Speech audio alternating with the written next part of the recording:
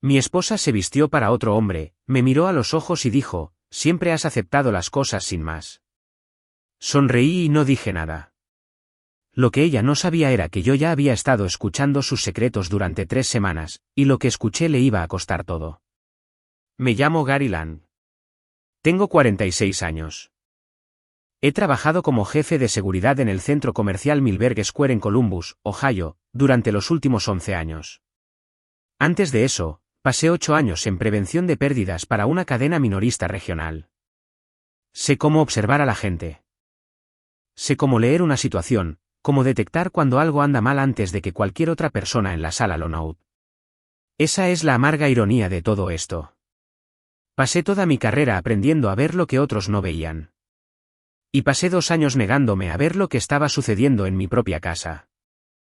Donna y yo nos conocimos cuando ambos teníamos 28 años. Ella dirigía una peluquería a 2 cuadras de donde yo trabajaba. Nos casamos 4 años después. Tuvimos a Cooper, luego a Lily. Buenos años, en su mayoría. No perfectos. Los de nadie lo son, pero sólidos. O eso creía. La noche de la que hablo fue un jueves a finales de octubre. Llegué a casa después de un turno de 12 horas y encontré a Donna en el espejo del baño maquillándose a las 7 de la tarde. No el maquillaje de todos los días, sino el tratamiento completo, base, delineador, todo. Llevaba un vestido verde oscuro que no había visto antes. Me quedé en el umbral y la observé por un momento. Cooper estaba en su habitación haciendo los deberes. Lily estaba en la mesa de la cocina con sus lápices de colores. ¿A dónde vas?, le pregunté, manteniendo la voz tranquila. Donna no se dio la vuelta. Simplemente siguió trabajando en su delineador de ojos y dijo, saliendo con las chicas de la peluquería. No insistí. Fui a la cocina, ayudé a Lily con su dibujo, calenté la pasta sobrante de la noche anterior, pero algo pesado se me quedó en el pecho durante toda la cena. Alrededor de las 8:30, Donna bajó con el bolso al hombro, las llaves en la mano. Me miró en el umbral de la cocina y por un momento algo cruzó su rostro. No era culpa exactamente, más bien una decisión que se estaba tomando. No me esperes despierto, dijo. Nunca lo hago, respondí. Inclinó la cabeza ligeramente, como si estuviera decidiendo si decir algo más. Luego lo hizo. Su voz era plana, casi aburrida. ¿Sabes cuál es tu problema, Gary? Siempre has aceptado las cosas sin más. Quizás deberías seguir haciendo eso. La miré por un largo momento. Luego sonreí, una sonrisa tranquila y firme, y no dije nada. Ella no tenía idea de lo que ya había puesto en ese bolso. 20 minutos antes, mientras ella estaba en la ducha, había deslizado un pequeño dispositivo de escucha en el forro interior de su bolso. Un contacto mío, Frank Doyle, lo había dejado 2 días antes. Frank era un viejo amigo de mis días de prevención de pérdidas, ahora dirigía investigaciones privadas desde una oficina de 2 habitaciones en Westerville. No lo había llamado por impulso. Había estado construyendo esto durante semanas. La puerta principal se cerró. Me quedé en la tranquila cocina por un minuto, escuchando a Lily tararear suavemente sobre su dibujo. Cooper apareció en el pasillo, con la mochila todavía en un hombro. ¿A dónde fue mamá?, preguntó. Salió un rato, dije. ¿Ya comiste? Negó con la cabeza. Recalenté la pasta, le serví un vaso de leche y me senté a la mesa mientras comía. Cosas normales de una noche de entre semana, excepto que mis manos estaban más firmes de lo que habían estado en meses. Algo había cambiado. Ya no perseguía un sentimiento. Estaba recopilando hechos y era muy bueno en eso. Llamé a Frank a la mañana siguiente mientras los niños estaban en la escuela. Eran poco más de las 9 y yo estaba sentado en la mesa de la cocina con una taza de café que se había enfriado 10 minutos antes. Donna había llegado a casa alrededor de la medianoche, no dijo nada, y se fue directamente a la cama. La había oído moverse en la oscuridad, pero fingí estar dormido. Frank contestó al segundo timbrazo. Tomó el anzuelo, preguntó antes de que yo pudiera siquiera decir buenos días. Tomó el bolso, dije, lo que significa que tomó todo lo que había en él. Frank soltó un suspiro bajo. Dale 12 horas.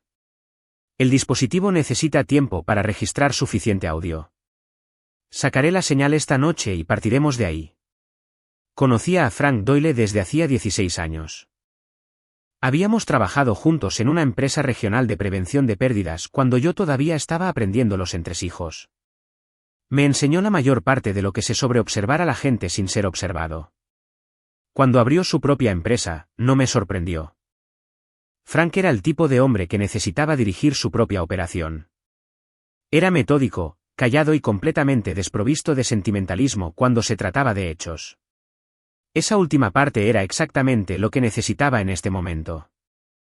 Fui a trabajar esa tarde y manejé mi turno en piloto automático, revisé los registros de las cámaras de la noche, informé al equipo de la mañana, caminé por el pasillo este 2 veces. Milberg Square estaba tranquilo los viernes antes del mediodía. Agradecí la rutina. Mantuvo mis manos ocupadas mientras mi cabeza trabajaba en todo lo que no quería pensar, pero no podía evitarlo. Ron Briggs me detuvo cerca de la entrada de servicio alrededor de las 2. Ron tenía 47 años. Trabajaba en el equipo de la planta en mi turno. Habíamos sido amigos durante 3 años. No cercanos, pero del tipo de amistad en el trabajo en la que tomas café juntos y te quejas de la gerencia. Estaba apoyado en la pared cerca del muelle de carga, mirando su teléfono. «Tienes mala cara», dijo cuando me vio. «Mala noche», dije. «Donna te mantiene despierto». Lo dijo con una media sonrisa. Del tipo que se supone que se lee como inofensivo. Dejé de caminar. Algo en la forma en que dijo su nombre. Demasiado casual, demasiado fácil. Sonó mal. Lo archivé sin reaccionar. Ese es el trabajo. Te das cuenta y no descubres tus cartas. Algo así, dije, y seguí caminando. No pensé mucho más en Ron esa tarde, pero tampoco lo olvidé. Frank me llamó a las 8 de la noche. Salí al porche trasero mientras Donna le daba un baño a Lily y Cooper terminaba sus deberes. «Vas a querer sentarte», dijo Frank. «Estoy de pie», le dije. Me reprodujo un clip de 2 minutos por teléfono. La calidad del audio era limpia. El equipo de Frank siempre lo era. Escuché la voz de Donna primero, luego la de un hombre. El nombre del hombre apareció 2 veces, Brice. Hablaron de un restaurante la semana que viene, y luego Donna dijo algo que me golpeó como un neumático pinchado a velocidad de autopista. Dijo, «Todavía no tiene ni idea». Honestamente, Frank, quiero decir Gary. Gary es inútil en ese sentido. Simplemente acepta las cosas. Hubo risas, la suya y la de ella.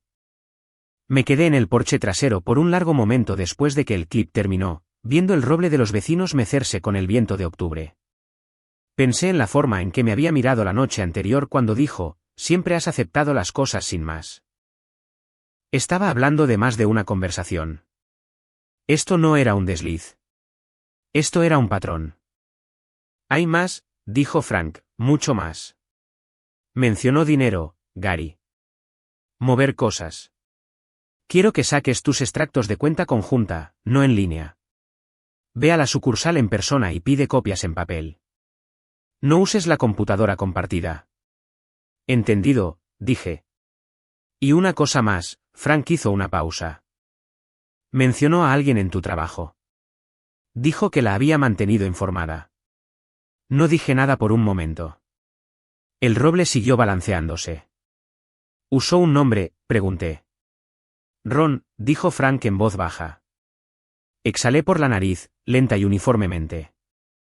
11 años de trabajo en seguridad me habían enseñado una cosa por encima de todo lo demás. El momento en que muestras tus cartas es el momento en que pierdes la ventaja.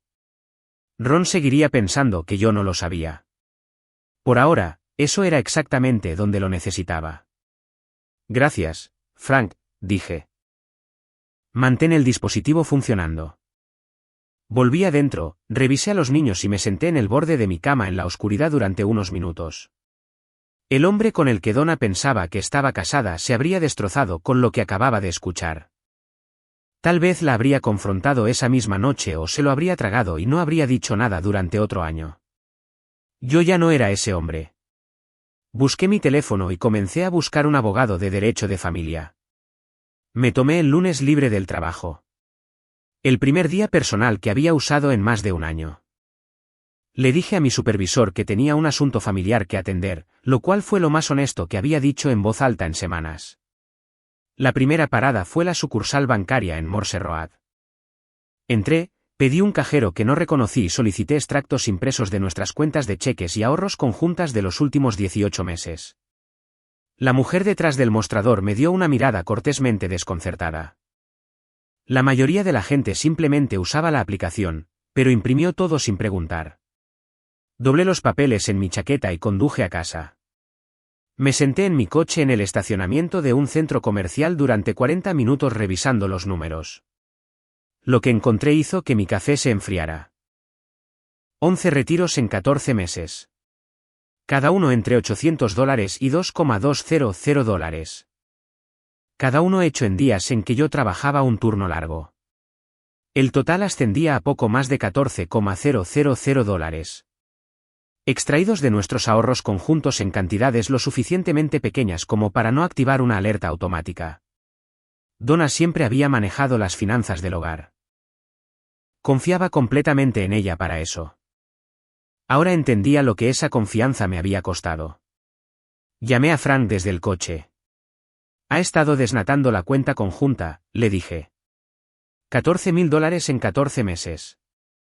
Frank se quedó en silencio por un momento. Haz una captura de pantalla y fotografía cada página antes de guardarlas en cualquier lugar. Luego lleva esos papeles a tu abogado antes de que ella llegue a casa hoy. Ya había programado una cita con una abogada de derecho familiar llamada Patricia Howe para el miércoles por la mañana. Frank me la había recomendado. Todavía no la conocía, pero estaba empezando a entender que las próximas semanas iban a ser menos sobre sentimientos y más sobre documentación. Cuando llegué a casa, el coche de Donna se había ido. Cooper estaba en la escuela. Lily en su programa extraescolar hasta las 4. Tenía la casa para mí solo. No sé exactamente qué me hizo entrar al garaje. Llámalo instinto. Lo mismo que te hace reducir la velocidad cuando una habitación se siente mal antes de que puedas explicar por qué. Había estado en ese garaje 100 veces en el último mes. Pero esa mañana, noté algo que no había notado antes. El viejo equipo de camping en la esquina trasera, 2 bolsas de lona y una lona doblada, estaba apilado de manera diferente a como lo recordaba. Una de las bolsas de lona estaba bien cerrada con cremallera y empujada detrás de un estante de almacenamiento de una manera que parecía deliberada. La saqué, la abrí. Dentro, un par de zapatos de vestir de hombre de una talla que no uso, una bolsa de aseo de cuero que no era mía para fajos de dinero en efectivo sujetos con gomas elásticas. Lo conté más tarde. $3,100. Y en la parte inferior, un sobre de Manila. Dentro del sobre había 2 billetes de avión. Columbus a Tampa, salida el 19 de diciembre. 2 nombres, Donna Lang y Brice Howell. El 19 de diciembre era 6 días antes de Navidad. Me quedé en el garaje con ese sobre en la mano y pensé en Cooper preguntándome la semana pasada si íbamos a poner el árbol este año. Pensé en Lily eligiendo los adornos que quería de la papelera del armario. Y pensé en Donna diciéndome en la cena hace 3 semanas que tal vez deberíamos hacer algo diferente para las vacaciones este año. Mantenerlo discreto. No había estado hablando de saltarse las decoraciones. Había estado planeando su salida. Fotografié todo exactamente como lo encontré, luego volví a cerrar la bolsa con cremallera y la puse precisamente donde la encontré. Ella no podía saber que yo había estado allí. Necesitaba que se sintiera segura por un poco más de tiempo. Esa tarde, me senté con Cooper mientras hacía sus deberes de matemáticas, y vimos 30 minutos de un partido juntos antes de cenar. Normal, constante. No dejé que se notara nada en mi cara. Después de que los niños estuvieron en la cama, llamé a Frank y le leí los nombres de los billetes. Brice Howell, repitió Frank, dame 24 horas. Me devolvió la llamada a la mañana siguiente. Lo que me dijo añadió una capa que no esperaba. Brice Howell, de 40 años, no era un hombre soltero que buscaba un nuevo comienzo con la esposa de otra persona. Brice Howell estaba casado. El nombre de su esposa era Karen. Tenían una hija de 9 años. Vivían en un suburbio de Cleveland, a unas 2 horas y media al norte de nosotros.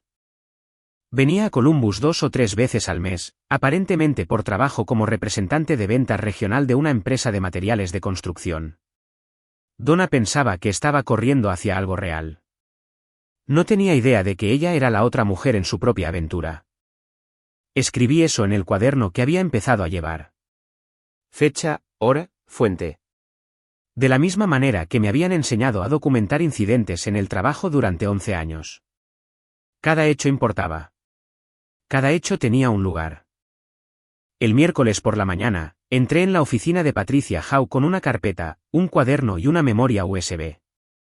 Revisó todo sin expresión, ocasionalmente tomando una nota, ocasionalmente haciendo una pregunta. Cuando terminó, me miró por encima de sus gafas de lectura. Señor Lang, dijo, ha hecho más trabajo preliminar del que la mayoría de los clientes me traen después de 3 meses de intentarlo. ¿Cuándo quiere presentar la demanda? Cuando sea el momento adecuado, dije, todavía no. Ella asintió lentamente. Entonces siga haciendo exactamente lo que está haciendo. Ron Briggs había trabajado bajo mi mando durante 3 años. Era puntual, competente y nunca causaba problemas en la planta, por eso siempre lo había mantenido a una distancia profesional cómoda. En el trabajo de seguridad, las personas que nunca causan problemas a veces son las que se observan con más cuidado. Los problemas tienen una forma de surgir de los rincones tranquilos.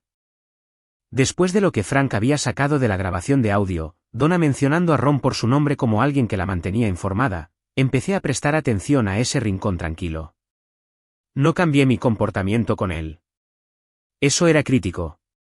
Todavía lo saludaba en el pasillo. Todavía lo incluía en las reuniones de turno. Todavía le pedía su opinión sobre decisiones menores en la planta, como siempre lo había hecho. Pero ahora estaba observando y lo que vi comenzó a cuadrar. Ron hacía llamadas personales en su descanso en la escalera este, lejos de las cámaras. Conocía los puntos ciegos de este edificio mejor que nadie, y esa escalera era uno de ellos. Empezó a aparecer 5 minutos antes los días que yo llegaba, como si quisiera que lo vieran llegar antes que a mí. Pequeñas cosas, pero en mi línea de trabajo, las pequeñas cosas son el trabajo completo. El jueves, revisé 2 semanas de registros de acceso en la computadora de la oficina de seguridad. Nuestro sistema registraba cada inicio de sesión y cada archivo accedido. Ron había consultado mis registros de programación personal 2 veces en las últimas 3 semanas.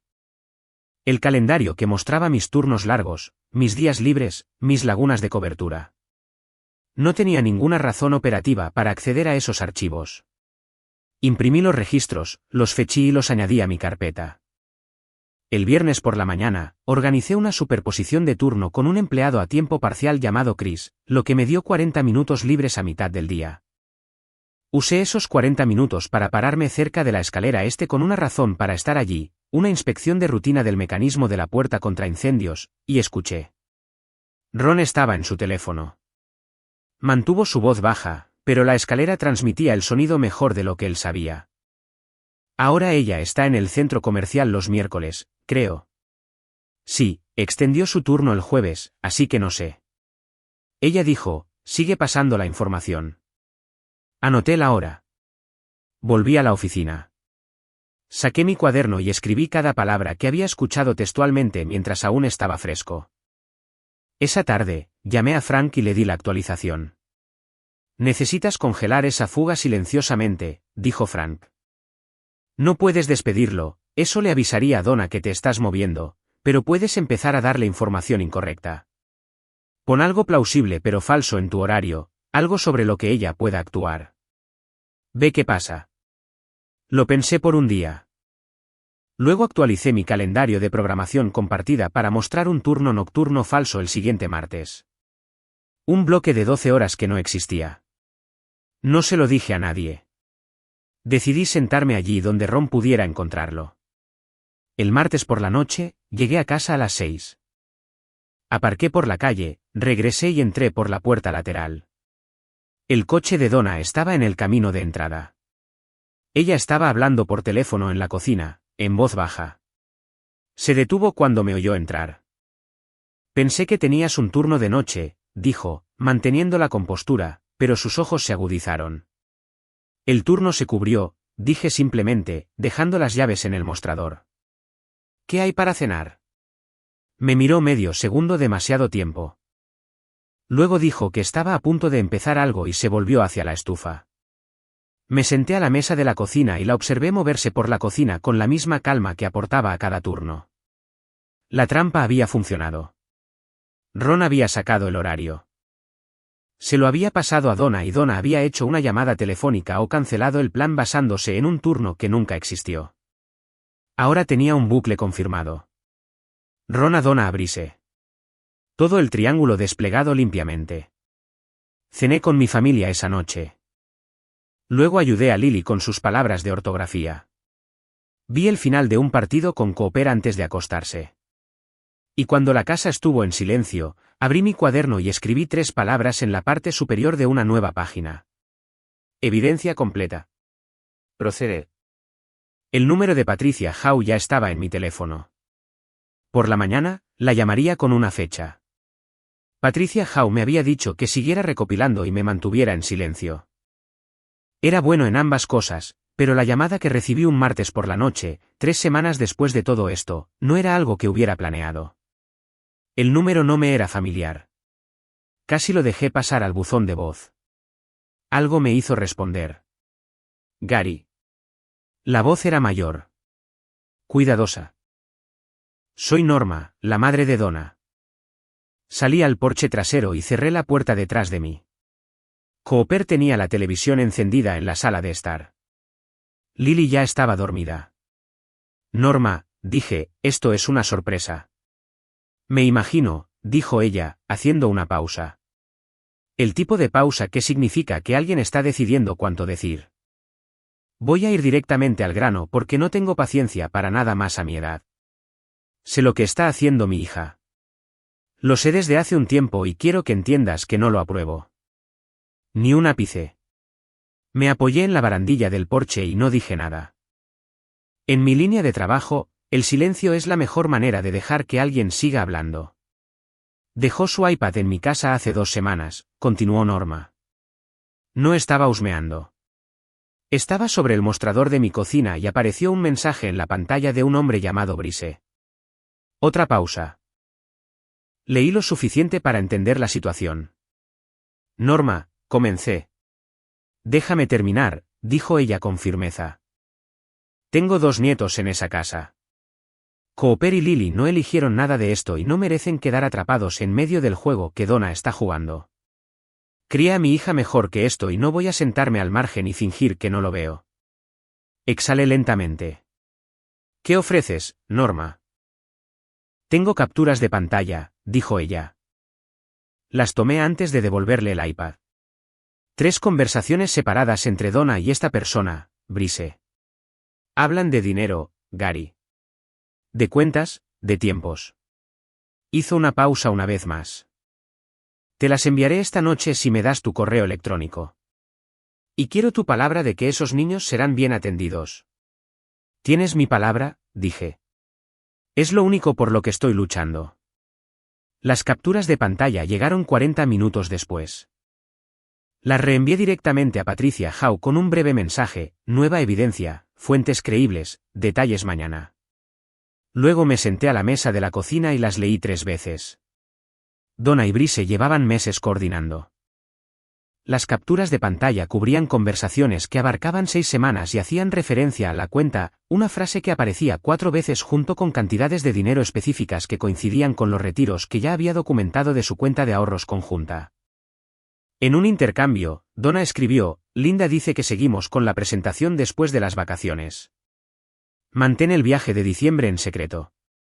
Linda, esa era Linda Farr, la abogada de Donna. Lo que significaba que Donna ya había contratado asesoría legal sin decírmelo. Tenía una abogada, un plan, un cronograma y un viaje de escapada reservado. Y había estado caminando por nuestra casa todas las noches como si todo fuera normal. Me reuní con Patricia a la mañana siguiente y le entregué las capturas de pantalla impresas. Las estudió con atención. Estas son significativas, dijo Patricia. Combinadas con los registros financieros y los billetes de avión, tenemos un claro patrón de engaño coordinado. Quiero solicitar la custodia temporal de emergencia antes de que ella haga cualquier otra cosa. Me miró. Cuanto antes nos movamos, menos margen de maniobra tendrá ella. Hazlo, dije. Esa tarde, de camino a mi coche desde la oficina de Patricia, llamé a Frank. Está en marcha, le dije. ¿Cómo lo llevas?, preguntó Frank. Lo pensé con sinceridad. Estoy bien, dije. Enfadado, pero bien. La rabia es útil ahora mismo. Frank se quedó en silencio un momento. ¿Earl sabe algo ya? Mi padre, de 75 años, vivía solo en la casa donde me había criado. Y en Gaana, tan listo como un clavo y el doble de terco. Todavía no, dije, pero lo sabrá pronto. La audiencia de custodia de emergencia estaba programada para un jueves. Patricia se había movido rápido. Le di crédito por eso. Para el miércoles por la noche, tenía las maletas de los niños empacadas y en el maletero de mi coche. Les dije a Cooper y a Lily que íbamos a hacer un viaje corto a casa del abuelo Earl. Que mamá tenía algunas cosas que arreglar en casa. Cooper me miró fijamente. Tenía 13 años, edad suficiente para sentir la corriente subterránea, pero asintió y ayudó a su hermana con su mochila. Earl vivía en un rancho de 3 dormitorios en una calle tranquila de Gaana, a 20 minutos de nuestra casa. Lo llamé desde la entrada antes de irnos. Papá, dije, necesito traer a los niños contigo por unos días. Te explicaré todo cuando llegue. Conduce con cuidado, fue todo lo que dijo Earl. Así era mi padre en pocas palabras. Sin dramas, sin preguntas innecesarias. Había sido maquinista durante 31 años. Entendía que algunas cosas debían hacerse antes de ser explicadas. Cuando llegamos, Earl ya estaba en el porche delantero con su camisa de franela a pesar del frío de noviembre. Abrazó a ambos niños sin decir una palabra sobre por qué estaban allí. Le dijo a Lily que había comprado los buenos cereales y le preguntó a Cooper si quería ver el nuevo proyecto de carpintería en el garaje. Así, la tensión en el coche se disolvió. Ese era el don de Earl. Hacía que el espacio se sintiera seguro sin hacer un espectáculo. Ayudé a los niños a acomodarse, luego me quedé con mi padre en la cocina mientras ellos se organizaban en la habitación trasera. «Donna», preguntó. «Sí», dije. Él asintió una vez. No pidió detalles. Simplemente nos sirvió a ambos una taza de café y se sentó a la mesa de la misma manera que se había sentado en esa mesa durante 30 años de problemas. Firme, sin prisas, presente. ¿Estarán bien esos niños?, preguntó. Eso es en lo que estoy trabajando, le dije. Él asintió de nuevo. Eso fue suficiente para Earl. A la mañana siguiente, conduje al juzgado para la audiencia. Patricia ya estaba allí, compuesta y preparada, su carpeta organizada y su expresión neutral de una manera que me decía que había hecho esto 100 veces. Donna llegó con Linda Farr 12 minutos después. Donna parecía pulcra pero tensa. Había algo detrás de sus ojos que reconocí por años de observar a la gente bajo presión en el trabajo. Ella no había esperado este cronograma. La audiencia duró 40 minutos. Patricia expuso las pruebas metódicamente, los registros financieros, los billetes de avión a Tampa, las capturas de pantalla que Norma había proporcionado y una declaración firmada por Frank sobre los hallazgos de la vigilancia.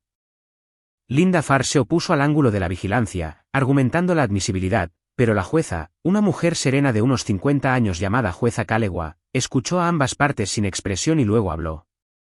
El tribunal encuentra motivos suficientes para otorgar la custodia física única temporal al señor Lang a la espera de una audiencia completa, dijo.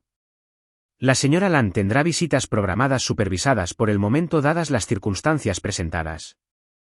Donna se levantó a medias. Linda Farr le tocó el brazo para que se quedara sentada.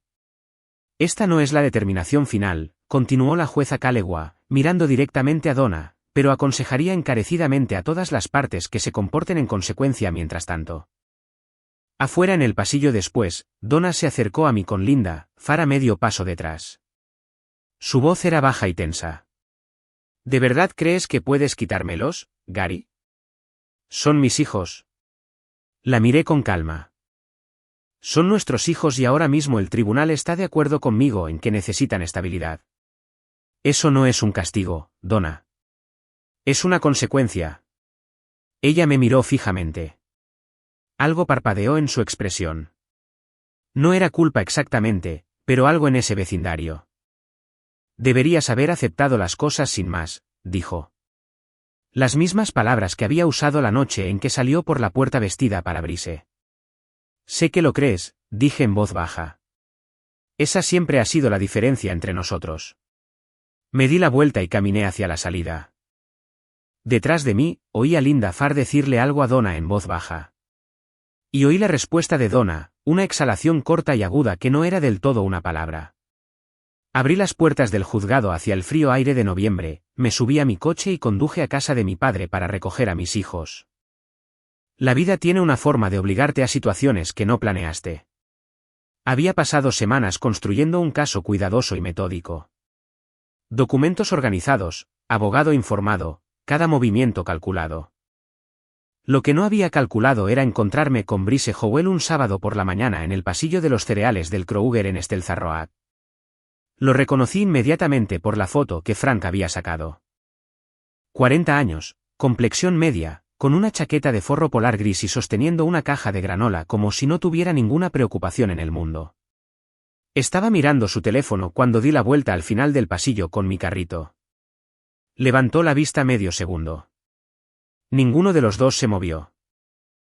Él sabía quién era yo. Pude verlo en la forma en que su expresión cambió. Una rápida recalibración, el tipo que hace la gente cuando la pillan en algún lugar donde preferiría no ser pillada. Abrió la boca ligeramente, la cerró, luego intentó parecer casual. Hola, dijo. Detuve mi carrito a unos 4 pies de él. Lo miré de la misma manera que había mirado a los ladrones de tiendas durante 11 años. Firme, paciente, sin hostilidad, solo observando. Brise, dije, no una pregunta. Se enderezó ligeramente. Mira, hombre, no quiero problemas. No estoy aquí para buscar problemas, dije, manteniendo mi voz baja y uniforme. Estoy aquí por cereales. Hice una pausa lo suficientemente larga. Pero ya que estamos aquí, debes saber que todo lo que tú y Donna planearon ya está en el escritorio de un juez. Los billetes de Tampa, las transferencias de cuentas, todo. Mantuve su mirada. Lo que sea que pensaras que estabas construyendo con ella. Quizás quieras pensar cuidadosamente si todavía vale la pena construirlo. Me miró fijamente. Su mandíbula se tensó, luego se relajó. Estaba tratando de averiguar qué movimiento hacer y se quedó en blanco. No quería ir por este camino, dijo finalmente, con la voz más baja ahora. Sé que no lo hiciste, dije. Nadie lo hace. Empujé mi carrito y seguí por el pasillo. No miré hacia atrás. Mi mano estaba firme en el mango del carrito, mi respiración. Incluso la ira estaba allí. Siempre estaba allí debajo. Pero había aprendido a usarla como combustible en lugar de fuego. No ganas nada explotando. Ganas siendo el último hombre en pie cuando el polvo se asienta. Le envié un mensaje de texto a Frank desde el estacionamiento. Me encontré con Howell en Kroger. Dije lo que tenía que decir. Sin incidentes. Frank respondió con una sola palabra. Bien. Esa tarde, Donna me llamó al móvil. Los niños estaban en casa de Els el fin de semana. Una nueva rutina que habíamos establecido desde la audiencia. Y yo estaba en casa revisando papeles en la mesa de la cocina. Hablaste con Brise, dijo. Su voz tenía ese tono particular que usaba cuando controlaba su ira en público. Controlado pero presurizado. Lo hice, dije. No tenías derecho. Me lo encontré en el supermercado, Donna. Dije unas palabras y seguí comprando. Pregúntale a tu abogado si eso es un problema. Hice una pausa. Ya que estás en ello, pregúntale por la reserva del vuelo a Tampa. Patricia presentó una moción esta mañana refiriéndola como prueba de la intención de reubicar a los niños sin consentimiento. Eso podría valer la pena discutirlo. Silencio en la línea lo suficientemente largo como para que pensara que podría haber colgado. «¿Crees que estás tan por delante de mí?», dijo finalmente. Su voz había bajado a algo más silencioso y duro. «No estoy tratando de estar por delante de ti», dije. «Estoy tratando de proteger a Cooper y Lily. Esa es la única carrera que estoy corriendo». Colgó sin decir una palabra más. Dejé el teléfono sobre la mesa y volví a mi papeleo. 2 días después, Donna hizo algo que no había previsto. Apareció en la casa de mis padres, la de Erlengaana, un lunes por la tarde. Mientras los niños estaban en la escuela. Yo no estaba allí. Earl me llamó después. Ella vino a la puerta, me dijo, con la voz serena. Quería ver si los niños estaban aquí. Le dije que estaban en la escuela y ella ya lo sabía. Hizo una pausa. Empezó a decir que le habías quitado todo y que solo quería a su familia de vuelta. ¿Qué dijiste a eso? Le dije, dijo Earl lentamente, que una familia no se va sola. La dejan, y luego le dije que mi hijo se pondría en contacto a través de su abogado. Y cerré la puerta. Sostuve el teléfono y dejé que eso se asentara por un momento. 75 años y seguía siendo el hombre más firme que conocía. Gracias, papá, dije. Conduce con cuidado, respondió y colgó. Esa noche, le transmití la visita a Patricia. Ella lo anotó, lo añadió al expediente y me dijo, asegúrate de que la escuela de los niños tenga la documentación del acuerdo de custodia. Para que Donna no pueda intentar algo similar allí. Llamé a la escuela a primera hora de la mañana siguiente y hablé con la directora personalmente. Las copias certificadas de la orden de custodia estaban en el sistema de la escuela al mediodía. Estaba aprendiendo a ir 3 pasos por delante. Después de 23 años de observar los puntos ciegos de otras personas para ganarme la vida. Finalmente lo estaba aplicando donde más importaba. La audiencia de custodia total estaba programada para un martes a principios de diciembre.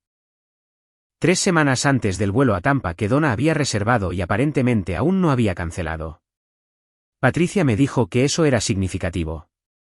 El hecho de que la reserva aún existiera fortalecía considerablemente el argumento de la reubicación sin consentimiento. Vestí mi buen traje de carbón. El mismo que había usado en la ceremonia de premios escolares de Cooper hace 2 años.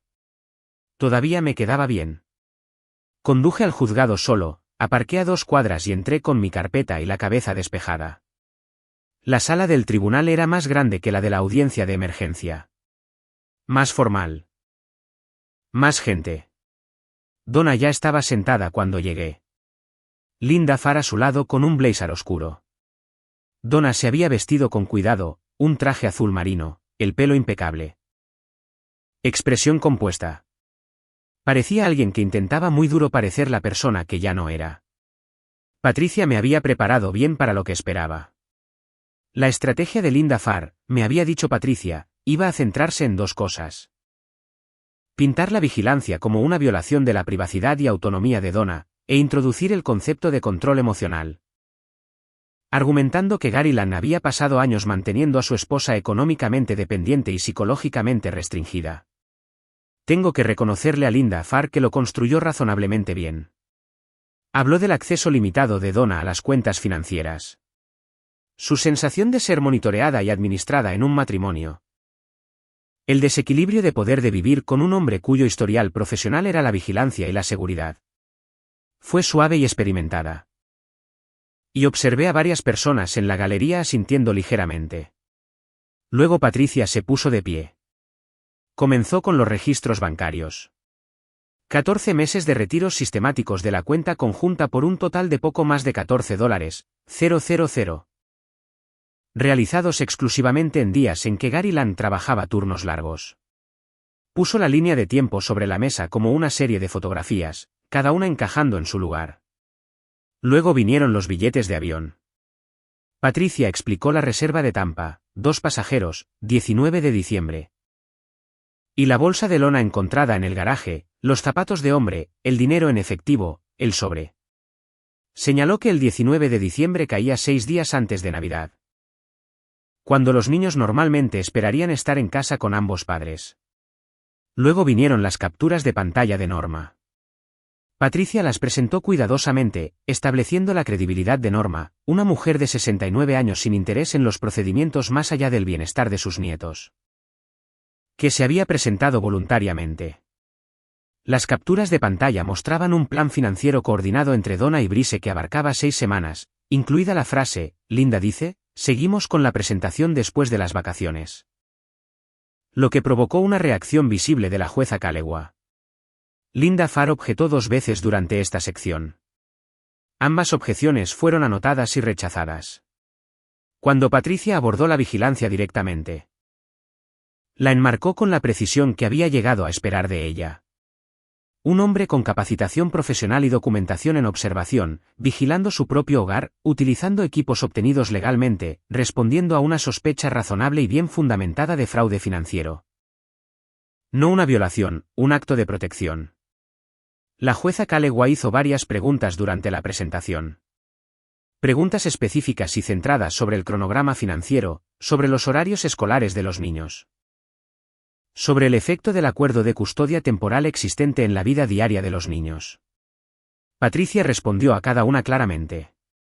Luego fue el turno de Donna en el estrado. Se mantuvo bien durante los primeros 15 minutos. Respuestas compuestas, frases cuidadosas. Todo lo que Linda Farr había pulido.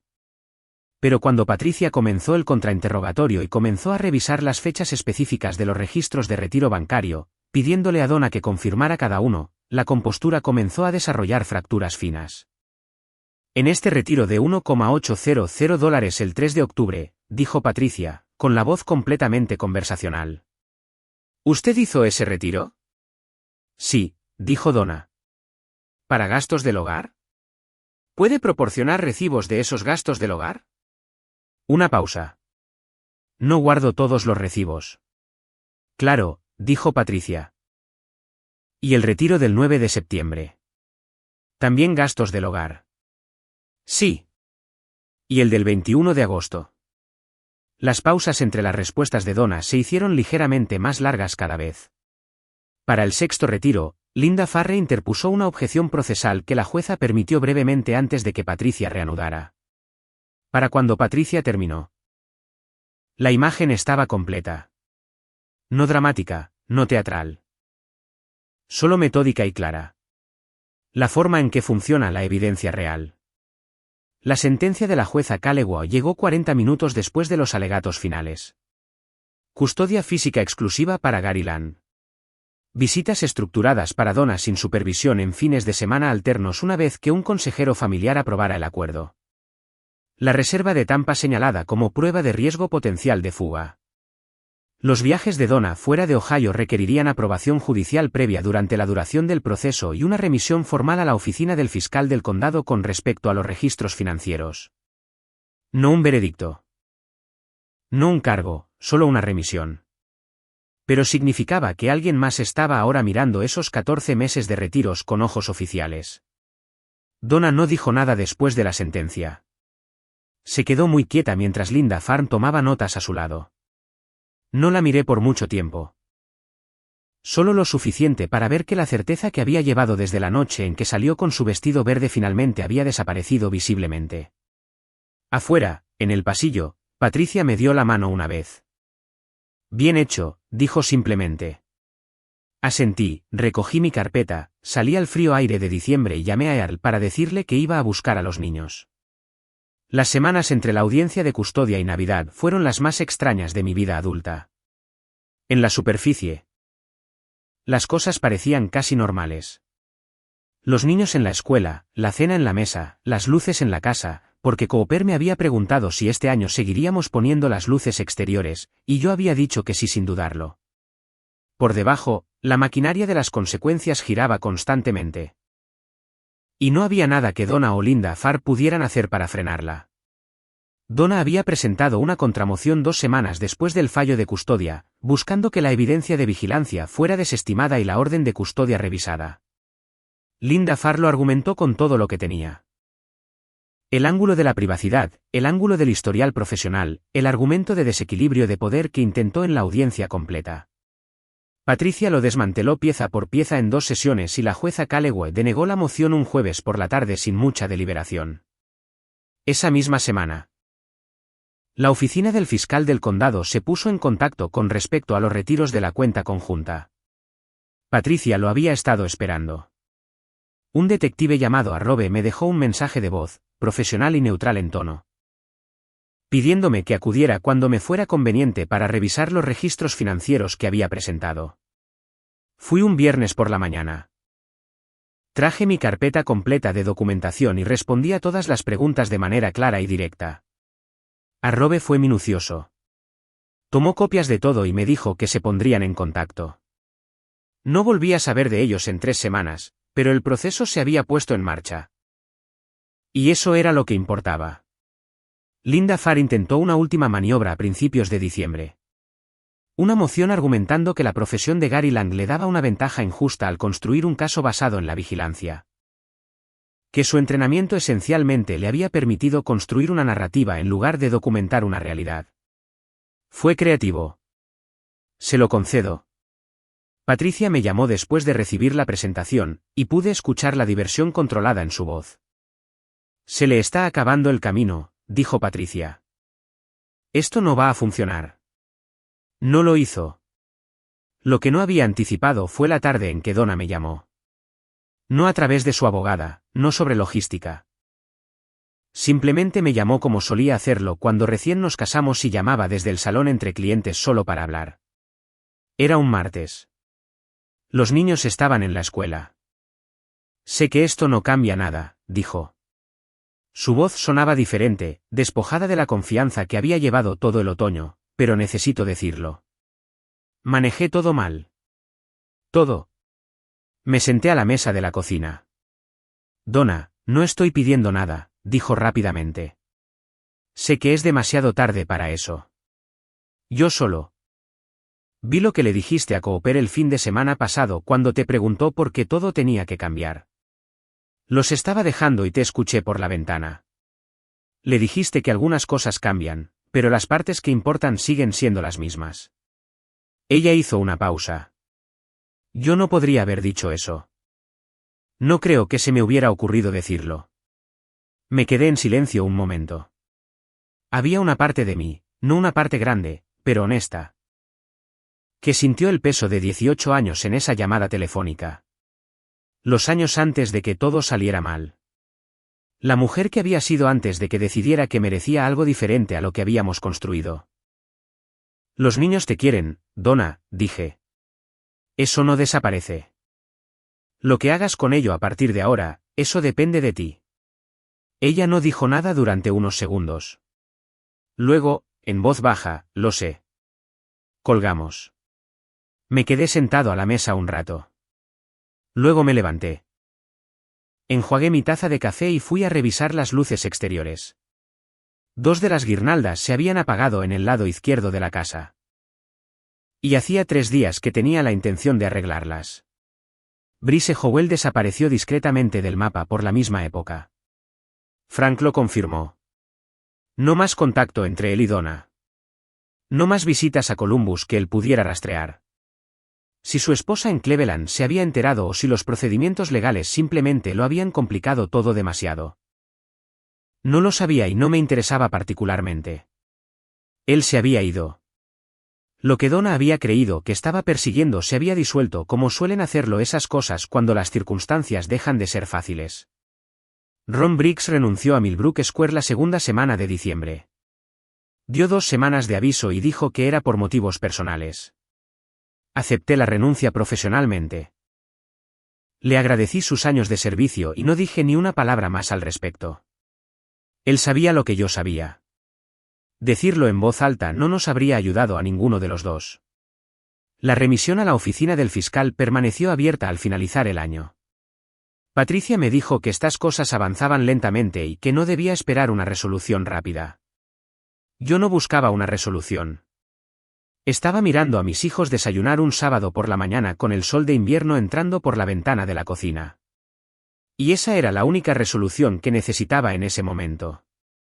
14 meses después de aquella noche de octubre en que Donna salió por la puerta con su vestido verde y me dijo que yo siempre había aceptado las cosas sin más. Estaba sentado en las frías gradas de aluminio de un gimnasio de secundaria viendo a Cooper jugar un torneo de baloncesto. Se había unido al equipo en septiembre. Lo había llevado a cada práctica y a cada partido desde entonces. Lily estaba sentada a mi lado en las gradas con un termo de chocolate caliente.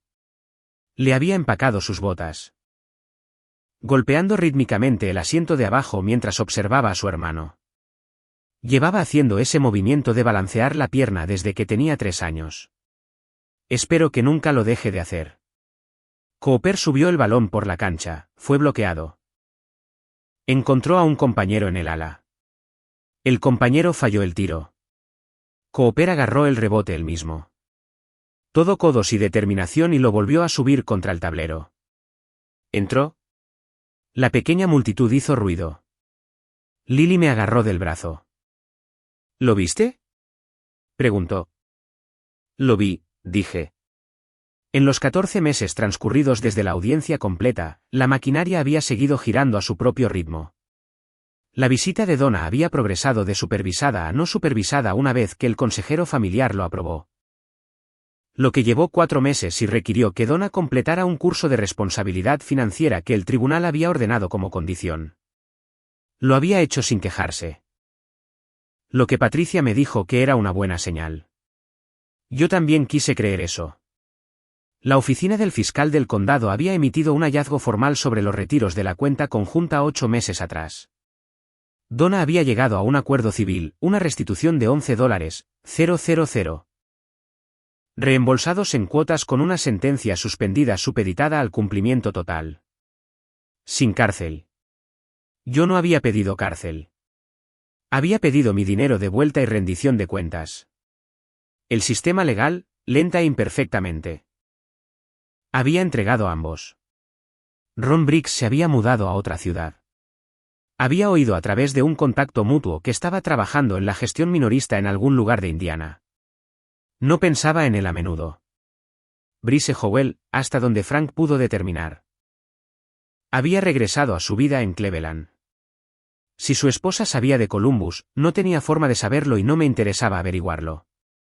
Esa no era mi historia. Hace 3 meses, Donna se había sentado frente a mí en una cafetería. Su sugerencia, un lugar neutral.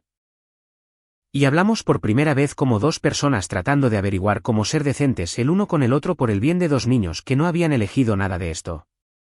No fue fácil. No fue cálido. Pero fue honesto. Y la honestidad era algo con lo que podía trabajar. Me había mirado a través de la mesa y había dicho, sé lo que tiré. Lo sé ahora. Yo le había respondido. Lo que importa es lo que construyas a partir de aquí para ellos. Ella asintió. Yo había pagado ambos cafés y me había ido a casa. Frank había asumido un nuevo caso y ya no necesitaba mis actualizaciones. Earl había desarrollado el hábito de ver los partidos de Cooper en una transmisión en vivo que yo había configurado para su teléfono. Nunca dominó del todo las aplicaciones de transmisión por sí mismo. Así que lo llamaba de antemano y lo guiaba cada vez.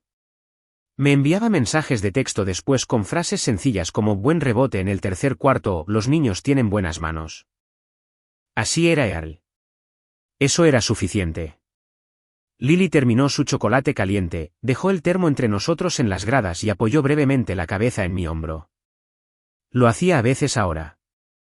Un apoyo rápido, sin buscar nada, solo para sentir el contacto como hacen los niños cuando el mundo se siente lo suficientemente estable como para darlo por sentado. Puse mi brazo alrededor de ella por un momento. Vi a Cooper prepararse en defensa, su rostro concentrado y serio de la forma en que se ponía cuando estaba metido en el juego. Hace un año, estaba en una cocina vacía preguntándome cómo se había derrumbado el suelo bajo todo lo que había construido. Había pasado 18 años en un matrimonio que resultó ser media invención. 2 meses documentando una traición que no había querido encontrar, y 14 meses reconstruyendo algo más pequeño y resistente sobre un terreno que realmente me pertenecía. Yo no era un hombre con el que Donna hubiera contado que se quedaría quieto. Yo no era un hombre que simplemente aceptaba las cosas. Yo era el hombre en las gradas un sábado y no había ningún lugar en la tierra donde hubiera preferido estar.